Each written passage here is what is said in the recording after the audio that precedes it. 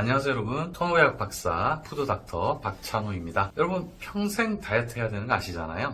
그런데 우리가 잘 못하는 이유는 너무 욕심이 과하거나 아니면 게을러서입니다. 그 다음에 살찌는 이유를 몰라서이기도 하고요. 그래서 지난번 영상과 이번 영상 두 가지로 절대 실패하지 않는 다이어트에 대해서 정리했습니다.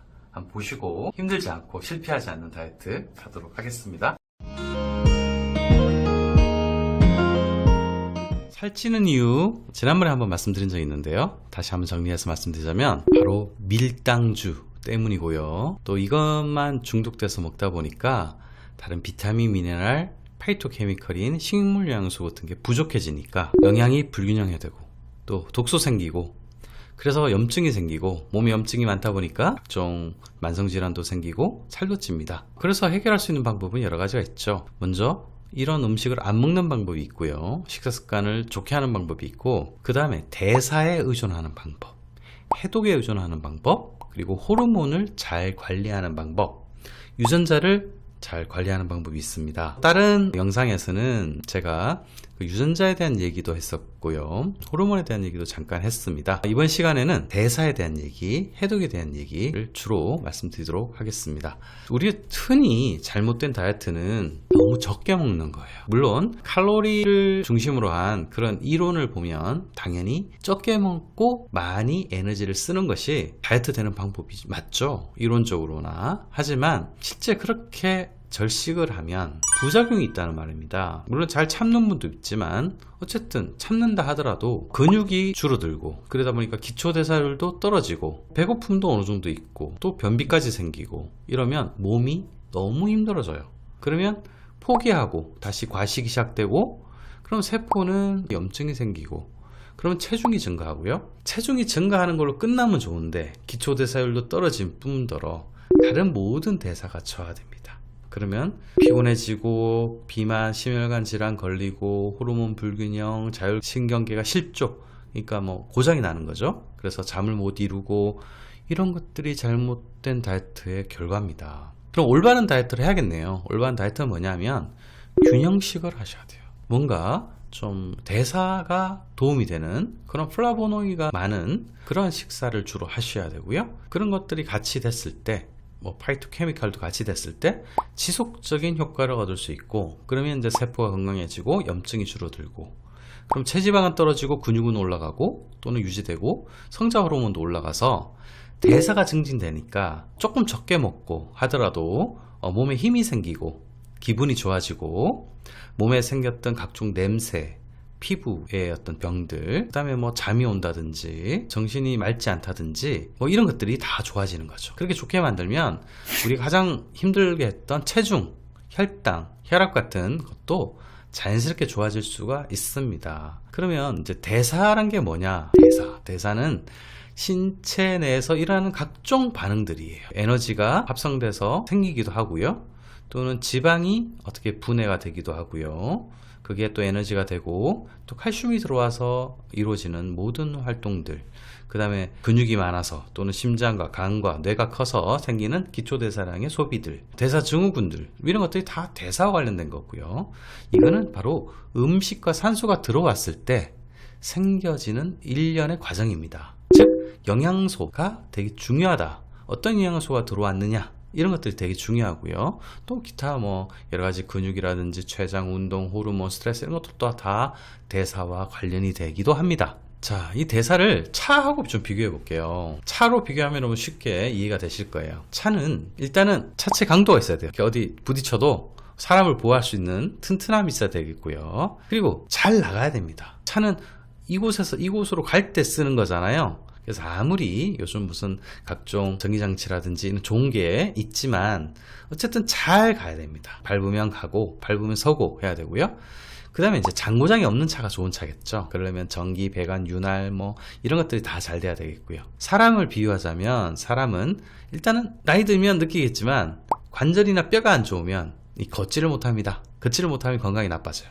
그래서 일단 뼈 건강이 중요하시겠고요, 관절 건강도 중요하고요. 차가 잘 나가듯이 우리 몸도 소화부터 해가지고 에너지도 일으키고, 이런 대사가 또 중요합니다. 마지막으로 너무 아프면 안 되겠죠. 스스로 자기를 고치고, 외부에서 나쁜 게 들어오면 물리치기도 하고 하는 면역도 중요합니다. 자, 그러면 이 모든 것들은 신진대사인데, 이 신진대사가 에너지 측면을 먼저 볼게요. 여러분은 평생 20대 초반부터 힘 하나도 없이 근근히 그냥 걸어 다니고, 목소리 힘도 없고, 뭐 하고 싶은 의욕도 없고, 그렇게 해서 150세까지 살고 싶으세요? 아니면 좀 씩씩하게, 하고 싶은 대로 하고, 내가 가고 싶은 데 가고, 운동도 좀 하고, 이렇게 하시면서 한 90세 이때까지 살고 싶으세요? 물론 후자일 겁니다. 90세 아니라 더 오래 사셨으면 좋겠는데요.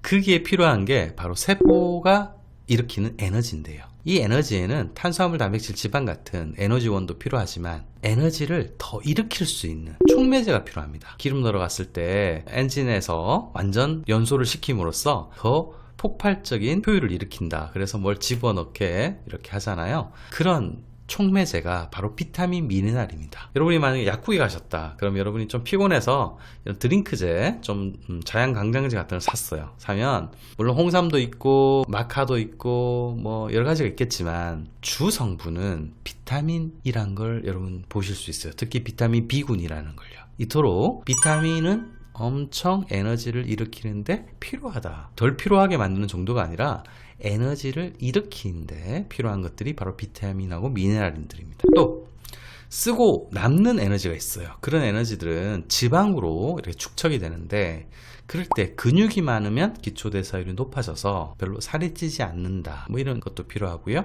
그러려면 적정한 단백질을 먹어야겠고요. 또 좋은 균과 함께 식이섬유를 같이 먹어주면 이 식이섬유가 분해가 되면서 단세 지방산이라는 게 되는데, 이 단세 지방산이 좀 말은 어려운데 이게 결국은 에너지를 일으키고 또는 인슐린 분비를 일으키고 이런 데 도움을 줍니다. 그래서 살도 안 찌게 하면서 힘을 일으키게 하는 그런 좋은 효과를 식이섬유가 나타낸다. 유익균과 함께 드셔주셔야 좋은 거고요.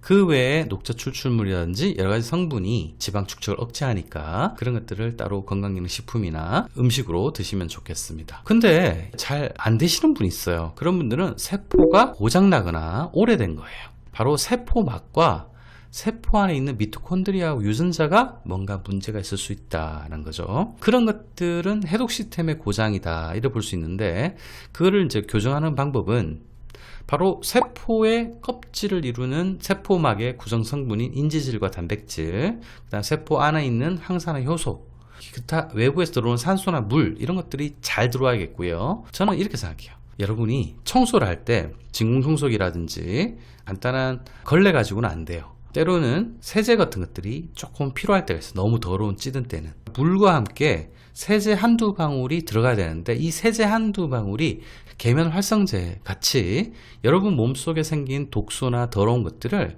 항산화 영양소들은 싹 깨끗하게 청소하고 복구해 줍니다. 그게 바로 비타민 A, 베타카로틴 이런 거고요. C, E, 아연, 셀렌, 그 다음에 안토시아닌이라든지 라이코펜이라든지 사포닌이라든지 알리신이라든지 이런 좋은 식물 영양소들이 항산화 영양소 청소를 해줄 수 있다는 겁니다. 또 세포 신호 전달도 필요하겠는데요. 세포 신호 전달이 뭔가 하면, 여러분이 배가 아팠어요. 뭘 먹었는데. 그럼 배가 아파서 화장실 가고 싶어요. 그럼 화장실로 달려가죠. 그럴 때 뭐가 온다고 합니까? 내 몸에? 신호가 온다 그러죠. 이 신호가 그냥 먹자마자 이게 대장으로 가서 배가 아픈 건 아니잖아요. 보통 위에 도달을 했을 때 위에서 안 좋다는 걸 느끼고 밑에 있는 대장에 연락을 하는 거죠. 그래서 연락을 해서 야, 안 되겠다, 이거 빨리 내보내야 되니까 대장에 있는 변이 충분히 수분 흡수되기 전에 그냥 내보내자. 그래야지 얘가 나간다. 이렇게 연락을 하는 거예요. 이게 세포 신호 전달인데요. 이게 잘 돼야지 우리 몸이 전체적으로 잘 되는 거예요. 여기는 화학 신호, 전기 신호 뭐 이런 것들이 있는데, 거기에 도움을 주는 게 바로 신호 전달 도움 영양소 중에 대표적인 게 바로 식물 영양소예요. 아까 얘기한 베타카로틴, 안토시아닌, 설포라판, 뭐 녹차에 있는 그런 카테킨 같은 것들이고요. 그 외에도 전기 신호 같은 경우는 미네랄이 담당하거든요. 나트륨, 칼륨 이런 것들이요. 그래서 여러분 마그네슘 열심히 드셔야 되고, 또 비타민 D도 또 드시면 좋고요. 또 오메가3와 같이 세포막의 인지질 성분도 신호 전달에 도움을 줍니다. 그랬을 때 신경 전달 물질들도 잘 전달이 될 수 있습니다. 호르몬은 특히 수면하고 관련되고 성장 관계되고 또 행복하고 관련된 그런 구조를 한번 보시면, 첫 번째 세로토닌부터 시작할게요. 세로토닌은 우리 몸이 행복할 때 나오는 거고요. 행복하면 식욕 조절이 잘 돼요. 여러분이 기분 좋으면 오늘 저녁 조금 적게 드셔도 아마 잠을 잘 주무실 거예요. 근데 기분이 안 좋고 무슨 일이 있었어요. 그럼 막 아주 급성으로 스트레스 받으시면 아무것도 먹기 싫지만, 이게 만성적이 되면 아유 뭐 오늘 그냥 먹는 거로 제대로 먹자 해서 그래가지고 이만큼 막 라면에 만두에 피자에 막 다 드실 수 있어요. 좋은 거 아니죠? 행복 호르몬과 식욕 조절이 잘 되게 하는 그런 원인 물질이 있는데, 그게 바로 트립토판과 같은 아미노산, 그 다음에 비타민 B6, 비타민 D, 이런 것들입니다. 어떤 음식인가 볼게요. 보통 살코기 또는 견과류, 아보카도, 계란, 닭고기, 이런 것들 샐러드 같은 데 많이 있겠네요. 그럼 운동도 하시면 좋겠고요. 그 다음 비타민 B6도 생선, 계란, 바나나, 해바라기씨, 양배추, 좋은 데 있네요. 이런 것들을 먹으면서 햇볕도 보고 비타민 D가 많은 음식들이 있어요. 계란 노른자라든지 표고버섯이라든지 연어, 참치, 등푸른 생선, 이런 거 드시면 세로토닌이 많아지면 잠이 잘 와요. 잠이 잘 오면 성장 호르몬도 밤에 잘 나옵니다. 이 성장 호르몬은 지방 분해하는 효과까지 있으니까 노화학제도 되고 여러 가지 일석삼조 사조가 되겠죠. 이런 것들을 잘 하시면서 다이어트를 하신다면 평생 쉽게 실패하지 않는 그런 다이어트를 하실 수가 있습니다. 다른 영상과 함께 같이 보시면 짧은 시간에 다이어트에 대해서 더 아실 수 있습니다. 여러분 수고하셨습니다.